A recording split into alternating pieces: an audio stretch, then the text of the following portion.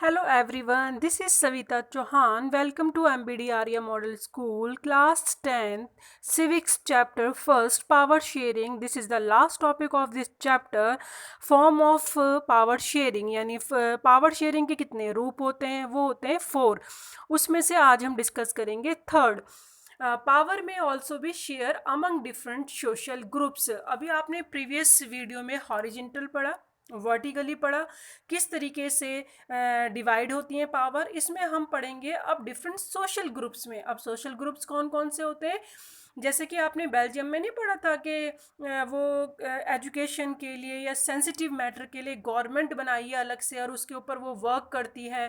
तो ऐसे ही ये सोशल ग्रुप होते हैं जो कि इस तरीके के वर्क करते हैं. कम्युनिटी गवर्नमेंट जिसे कहा जाता है, जो कि बेल्जियम में है, और जो अरेंजमेंट करती है रिलीजियस से लेके लिंग्विस्टिक, इनको ग्रुप्स कहा जाता है.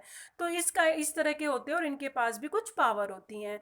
अब ये कैसे है? सच एज पावर में ऑल्सो भी share among different social groups such as the religious and linguistic groups.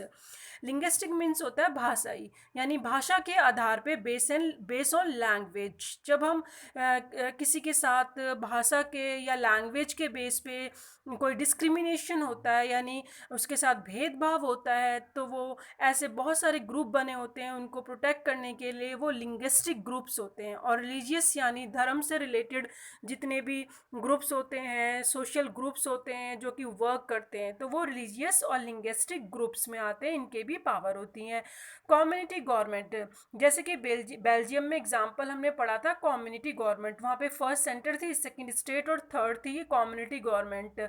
इसका यही वर्क है कि ये ऐसे मैटर को सॉल्व करती है और जो बहुत सेंसिटिव होते हैं, और इनके मैटर को वो पूरे इक्वल बेस पे सॉल्व करती है. वो ये नहीं देखती किसकी मेजॉरिटी ज़्यादा है, यानी किसके पास पावर ज़्यादा है या कौन ज़्यादा राइट रखता है, उसको कोई लेना देना नहीं है. वो सबके लिए इक्वल सोचती है.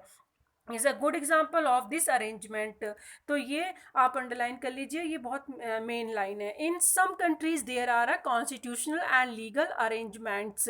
ऐसे ही कुछ और कंट्रीज़ में भी संविधान के अंदर और कानून के अंदर ऐसे अरेंजमेंट कर रखे हैं. Where wise socially weaker section and women are represented in the legislatures and administrations. That means कुछ ऐसे भी सोशल ग्रुप्स हैं जो इनके लिए वर्क करते हैं, जैसे कि जो SC हो गए, ST हो गए, OBC हो गए, ट्राइब हो गए, ट्राइबल्स हो गए, यानी जो जिनको हेल्प की एक्चुअल में बहुत ज़्यादा ज़रूरत है. जैसे कि आप एग्जांपल में देख सकते हो, रिजर्वेशन जो होता है, आरक्षण जो होता है जॉब में या एजुकेशन में, वो इसलिए रखा गया है कि जो वीकर सेक्शन है या वुमेन्स हैं उनको आगे बढ़ाया जा सके. क्योंकि जो पहले के टाइम पे था, इनका इतना शोषण होता था, डिस्क्रिमिनेट होता था कि ये बहुत ज़्यादा पीछे रह गए. तो इनको इक्वल लाने के लिए इनको एक कुछ चीज़ें फैसिलिटी प्रोवाइड की हुई हैं.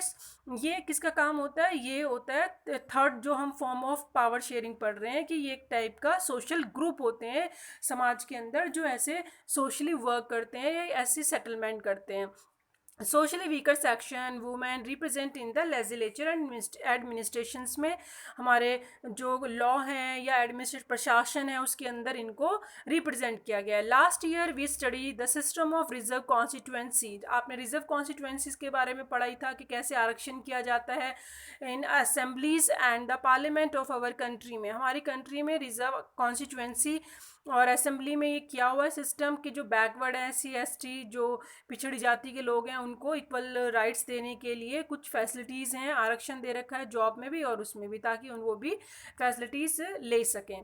This type of arrangement is mean to give space in the government and administrations to diverse social group. ये इसलिए भी है क्योंकि आज आप जानते हो ना, हमारी सोसाइटी में अलग अलग टाइप के ग्रुप्स हैं. कोई कोई किसी लैंग्वेज का है तो कोई किसी लैंग्वेज का है. तो हमारे इंडिया में स्पेशल इतना जो वास्ट एरिया है और जो इतना डाइवर्स यानी अलग अलग विभिन्नताएं पाई जाती हैं, उसके अंदर गवर्नमेंट ने ये इसलिए करा है ताकि स्पेशल इक्वलिटी स्पेस मिल सके प्रशासन में भी.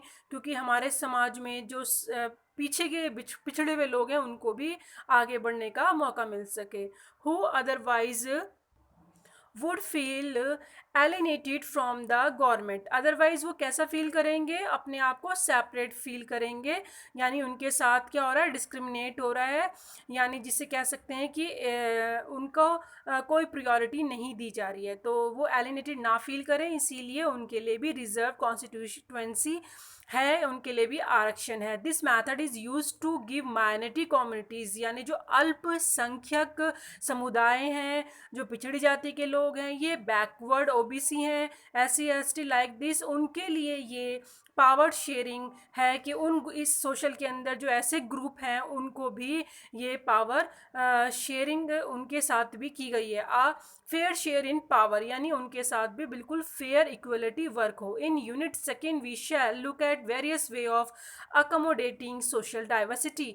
अब हम यूनिट सेकंड में जो हम देखेंगे कि किस तरीके से सोशल डाइवर्सिटी कंट्री में पाई जाती है, समाज में अलग अलग विभिन्नताएं पाई जाती हैं, और किस तरीके से एकोमोडेशन किया जाता है, उनको कोऑर्डिनेट यानी इकट्ठा टुगेदर किया जाता है, उनमें सामान्य समन्वय यानी उनको एक साथ लेके चलना होता है।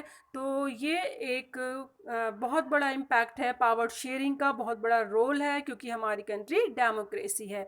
अब हम नेक्स्ट पढ़ेंगे 4 में 4 जो पावर शेयरिंग का लास्ट फॉर्म है। Thank you.